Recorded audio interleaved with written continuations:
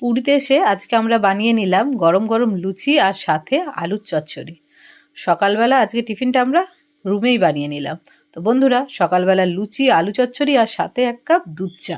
আজকে সকালের টিফিনটা একদম জমে গেল। এবার আমরা দুপুরের রান্নাটাও করে নিচ্ছি। তো তার জন্য আমি ডেচকিতে ভাত বসিয়ে দিয়েছি, একদিকে বসিয়ে দিয়েছি আলু সিদ্ধ, আর এখানে আমি মাছটাও ভেজে নিলাম।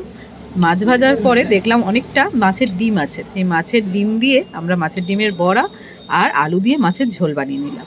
রান্নাবাড়ি হয়ে গেছে, তারপরে দুপুরে সবাই মিলে একসঙ্গে খাবো। তো হ্যাঁ বন্ধুরা, আমরা কিন্তু এখানে এসে পঞ্চব্যঞ্জন রান্না করিনি, কারণ বাড়িতেই রান্না করছি, ঘুরবো, সেখানে কিন্তু অনেক রকম রান্না করলে ঘোরাটাই মাটি হয়ে যাবে। তাই যতটা পেরেছি কম রান্না করেছি আর হালকা পাতলাই রান্না করেছি, যাতে সবাই সুস্থ থাকে। এই দেখো মাছের ঝোলটাও দেখেছো, আলু দিয়ে বানিয়েছি কিন্তু খুবই পাতলা করে।